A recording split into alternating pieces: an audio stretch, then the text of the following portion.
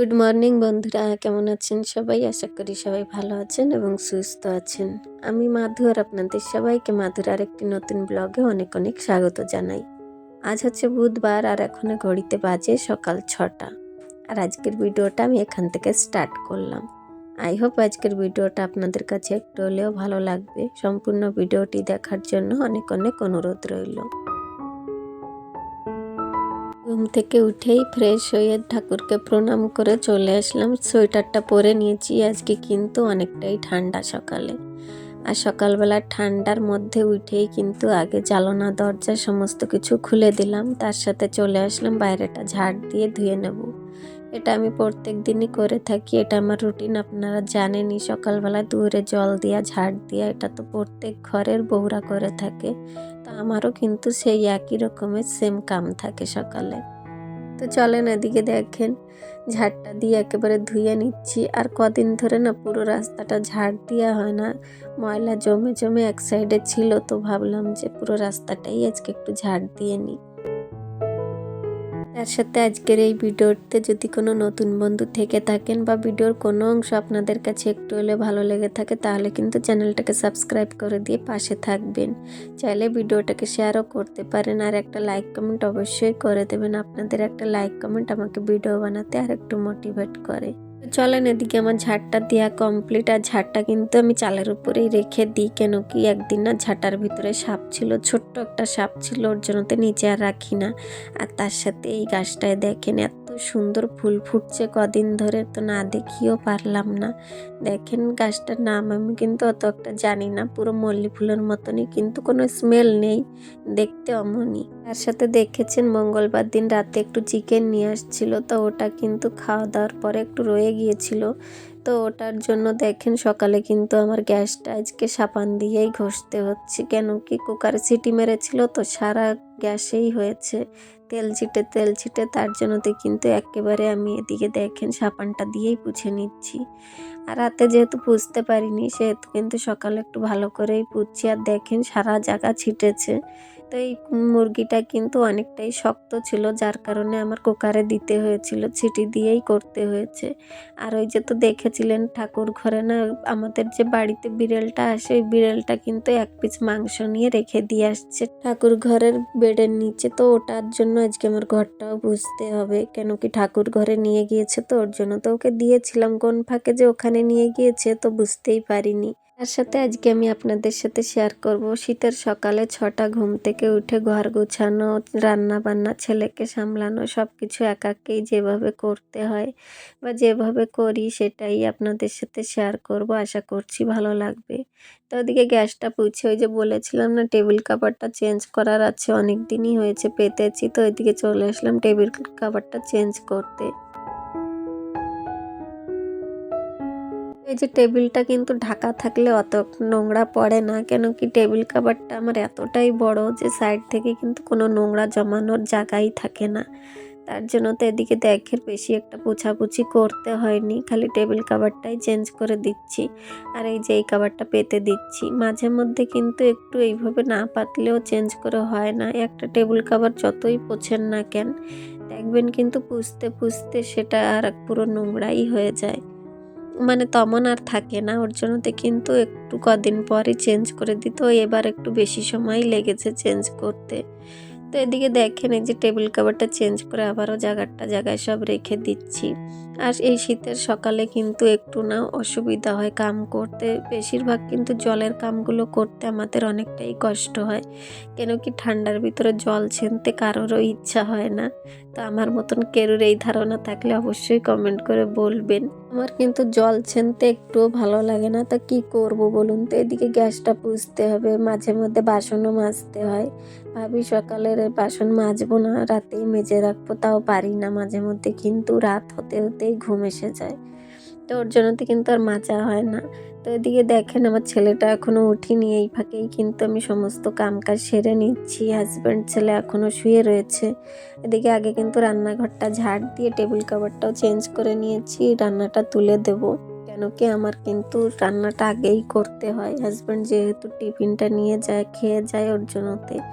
তো এদিকে গ্যাসে দেখেন ভাতের জলটা বসিয়ে দিয়েছি, তার সাথে এদিকে না আজকে একটু ডাল রান্না করব। রাতের চিকেন একটু রয়েছে, ওটা বরকে দিয়ে দেবো, খেয়ে চলে যাবে।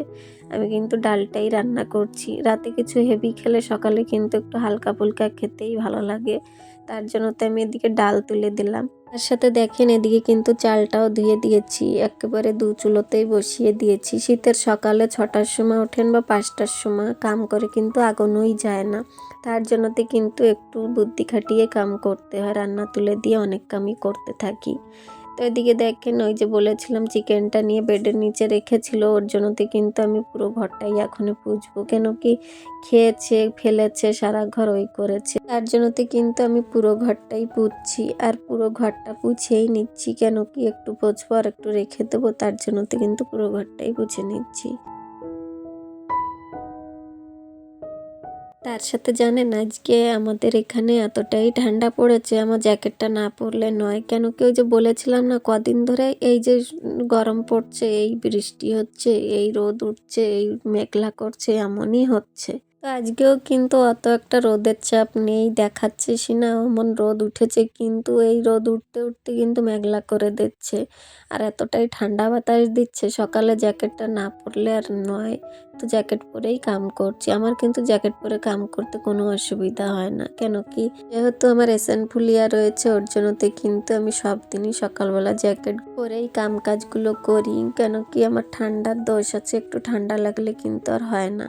তো এই যে কাম করতে করতে না অনেকটাই গা গরম হয়ে গিয়েছে, যেমন ঘরটা পুছতে পুছতে, ওর জন্যতে বেলাও হয়েছে বলে জ্যাকেটটা খুলে নিয়েছি। আর তার সাথে এদিকে ডালটাও হয়ে এসেছে, একটু ফোড়ন দিয়ে দিচ্ছি, এর ভিতরে জিরে আর শুকনো লঙ্কা ফোড়ন দিয়ে দিচ্ছি, সাথে একটু পেঁয়াজ দিয়ে দিচ্ছি। মুসুরির ডালে একটু পেঁয়াজ দিলে ভালো লাগে খেতে। আর তার মধ্যে কিন্তু আমি ভাতটাও নামিয়ে নিয়েছি। সকালবেলা রান্না বান্নার চাপ থাকলে তার সাথে সংসারের কাম বাচ্চা সামলানো অনেকটাই কিন্তু চাপের হয়ে যায়। তো আমার ছেলেটা উঠতে উঠতেই কিন্তু আমি এদিকে রান্নাটা তুলে দিয়েছি, আর এদিকে ফুলকপিটা ভাজা করব। তো ডাল আর ফুলকপি রান্না করব আজকে। তো ফুলকপিটা না আগে একটু হলদির জলে সিদ্ধ করে নিচ্ছে, হালকা 2-4 মিনিট আর কি। কেন কি এখন তো জানেন সব কিছুই সারের জিনিস, খেতে কিছুই কিন্তু ভালো লাগে না। ওদিকে দেখেন তেলটা গরম হয়ে গিয়েছে, ওতে একটু জিরে ফোড়ন দিচ্ছি, সাথে একটু পেঁয়াজ দিয়ে এই যে ফুলকপিটা ভাজা করছি। আর এক জায়গায় যাওয়ারও আছে, সেটাও দেখতে পারবেন, ভিডিওর সঙ্গে থাকেন। এই যে দেখেন ফুলকপির ভিতরে একটু শুকনো লঙ্কার গুঁড়োও দিয়ে দিয়েছি। আর তার সাথে এদিকে জামা প্যান্টগুলো কেচেছি, সকালবেলা যে কাভারটা চেঞ্জ করেছি ওগুলোও কেচে দিয়েছি। এই যে রোদ দেখছেন না, একটু পরেই একটা 12টা 1টা হতে হতেই না পুরো মেঘলা করে আসে। তো সকাল সকালই কাম কাজগুলো করতে হয়, না হলে কিন্তু এই রোদ আর দেখা যায় না, জামা প্যান্টগুলো শুকাতেও চায় না। তো এদিকে দেখেন আমি এই যে জামা কাপড় কেচে দিতে দিতে ছেলেটা উঠে পড়েছিল, ওকে এদিকে দেখেন গাড়ি দিয়ে দিয়েছি, ওর সাইডের বাড়ি দিদির সাথে খেলছে, আর সাথে ওদের দোকান থেকে একটা চিপস এনে দিয়েছি, খাবে বলে জিদ করছিল। ওকে কিন্তু ঘুম থেকে তুলে আগে ফ্রেশ করিয়ে তারপরেই আমি বাইরে নিয়ে আসছি, তো ওগুলো আর দেখানো হয়নি। তো ওদিকে দেখেন ও আসছে, সাইডের ও দিদিকেও ডেকে নিয়ে আসছে। তো এই যে এরা দুজনেই কিন্তু সারাদিন খেলতে থাকে, ওদের টাইম পাস হয়ে যায়। আর যখন দেখি আমি আর ওকে নিয়ে পারছি না, তখন কিন্তু ওর কাছেই দিয়ে আসি, ওর সাথে খেলতে থাকে, না হলে ওকে ডেকে নিয়ে আসি। জানেন তো ছোট ছোট মানুষ একসাথে সাঙ্গ হলে ওদের সময় কেটে যায়, না হলে আজকাল মোবাইল ছাড়া কিন্তু বাচ্চা কাচ্চা কিছুই বোঝে না। তো ওদিকে দেখেন জামা কাপড়গুলো কাচতে কাচতে কিন্তু ফুলকপিটাও ভাজা হয়ে গিয়েছে। তার সাথে এদিকে ছেলেকে খাওয়ানোর জন্য একটু ম্যাগি করে দিচ্ছি। তার সাথে হাজবেন্ডও কিন্তু ফ্রেশ হতে গিয়েছে, উনি আসতে আসতে আমি ছেলেকে আগে খাইয়ে নেব। আর যেহেতু আমি একা সংসার, সেহেতু কিন্তু আমাকে আগে ছেলেকে সামলাতে হয়, তারপরেই টুকটুক করে কাজগুলো করি। কেন কি বাচ্চা কাচ্চা একা সংসারে মানুষ করা কিন্তু অনেকটাই কষ্ট। তা ওকে আমি সবসময় চেষ্টা করি পেটটা ভর্তি করে খাইয়ে দিতে, তাহলে কিন্তু ও সারাদিন আর জ্বালাতন করে না, খেলা করতে থাকে। আর যদি না খাবে তাহলে কিন্তু কোনো কামই আমাকে করতে দেবে না। তো ওদিকে দেখেন হাজব্যান্ডের টিফিনটাও গুছিয়ে দিয়ে ভাতটাও বেড়ে দিয়ে আসছি বিছনাটা তুলতে। আর উনি বাড়ি থাকতে থাকতেই কিন্তু আমি বিছনাটা তুললে ভালো হয়, কেন কি এখন ছেলেটা না যা মোবাইল দেখতে ভালোবাসে, ওর মোবাইলই দিতে চায় না ওর বাবা যাওয়ার পরে, ওর জন্যতে কিন্তু আমার অনেকই কাম দেখানো হয় না আপনাদের সাথে। তো দেরিতে হলেও কিন্তু সব দিন সকালে বেডটা টান করে গুছিয়ে নিই, তুলে নিই। আর টান করে বিছনা তুললে কিন্তু দেখতে অনেকটাই সুন্দর দেখা যায়। এর মধ্যে স্নানটাও করে এসেছি। স্নান করে একটু ফ্রেশ হয়ে নিচ্ছি। আজকে ওই যে বলেছিলাম না যাবো এক জায়গায়, তো যাবো আজকে দিদির বাড়িতে।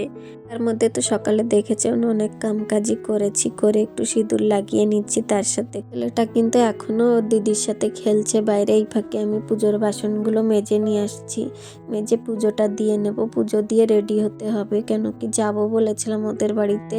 ওই যে সেই দিদিদের বাড়ি, যে দিদিদের বাড়ি মাঝে গিয়েছিলাম আপনাদেরকে দেখিয়েছি, কিন্তু ওকে আর দেখানো হয়নি। তো ওই দিদিদের বাড়িতেই যাব। আর আজকে আমাদের সাইডের বাড়ির ওই দিদিও যাবে আমার সঙ্গে, কেন কি ওই দিদি যাচ্ছে, ওই দিদির আমার দিদি হয়, ওর সাঙ্গ। ওর জন্যতে অনেক দিন ধরে বলছিল আয় আয়, তো ওর জন্যতেই যাব। তার আগে কিন্তু সংসারের কাজ কাম গুছিয়ে তারপরে বেরোবো, কেন কি আসার পরে অনেক কাজই থাকবে, ওগুলো আমি করে পারবো না। তার জন্যতে কিন্তু আমি যদি কোথাও যাওয়ার থাকে আমার, তাহলে কিন্তু এইভাবেই সংসারের সমস্ত কাজ গুছিয়ে তাই যাই। সে আধা বেলার জন্য যাই বা এক বেলার জন্য যাই বা পুরো দিনের জন্যই যাই না কেন, আমি কিন্তু এইভাবেই সব কাজ গুছিয়ে পরিপাটি করে তারপরেই বাড়ির থেকে বের হয়। তার মধ্যে এই যে পুজোটাও দিয়ে নিচ্ছি। পুজো দিয়ে কিন্তু আমি খাওয়াটাও করে নিয়েছিলাম, তো ওটা দেখাইনি। খাওয়া দাওয়া করে এই যে রেডি হয়ে নিয়েছি যাব। তো আমি এদিকে রেডি হয়ে নিয়েছি, ওই দিদি এখনো রেডি হয়নি, তো ভাবলাম একটু ভিডিও করি। এই যে দেখেন সকালবেলা তো দেখেছেন হাজব্যান্ড চলে গিয়েছে ডিউটি, আর উনি দোকান বন্ধ করার মতো নেই বলে কিন্তু আমরাই যাচ্ছি। তো অটোতেই যাচ্ছি, অটো করে যাচ্ছিলাম। তো এই যে দেখেন ওই দিদির ছেলে মেয়ে, আমার ছেলে, সবাই মিলে কিন্তু যাচ্ছি, আবার চলেও আসবো। আর ওই যে বলেছিলাম না সকালবেলার কি রোদ উঠেছিল, এখন দেখেন মেঘলাতে পুরো অন্ধকার। জামা কাপড় কিন্তু সব গুছিয়ে গাছিয়ে এসেছি। আর ওই যে আমার দিদি সেদিন মোটে দেখাতেই দিচ্ছিল না ওর মুখটা, আর আজকে দেখেন ওকে অনেক রিকোয়েস্টের পরে ওর মুখটা দেখাচ্ছি। তো ওই যে যা যা নিয়ে আসছিলাম মিষ্টি এটা ওটা, ওগুলো সব খেতে দিল আমাদের সবাইকে। দিয়ে কিন্তু চলে এসেছি ওদের বাড়িতে, আর খাওয়ারও সময় পাইনি। আমাদের ওই সাইডের বাড়ি যে দিদি গিয়েছিল সঙ্গে, ওনাদের বাড়ি ওনার ভাই এসেছিল, ওর জন্যতে আমাদের কিন্তু 2 ঘন্টা পরেই চলে আসতে হয়েছিল। এসে এই যে জামা কাপড়গুলো তুলে রেখে গিয়েছিলাম, ওগুলো ভাজিয়ে নিচ্ছি। আর দেখেন সংসারের কাজ যেহেতু আমাকে একাকেই করতে হয়, সেহেতু কিন্তু আমি সব কিছুই গুছিয়ে গাছিয়ে করার চেষ্টা করি, যাতে আমার কাজগুলো কিন্তু পরে একটু কম হয়, কেন কি ফেলে রাখলে থেকে যাবে ওর জন্যতে। আর ঘর গুছানো তো আমি জানেনই সব দিনই কিন্তু ভালোবাসি ঘর বাড়ি গুছিয়ে গাছিয়ে রাখতে। এই যে দেখেন সাইডের বাড়ির ওই মনাটা বলছে আমি আজকে সন্ধ্যা দিয়ে দেবো, তো আর কিছু বললাম না, ও দিচ্ছে। আর আজকের ভিডিওটা আমি এখানেই রাখলাম, কেমন হয়েছে অবশ্যই বলবেন, ভালো থাকবেন।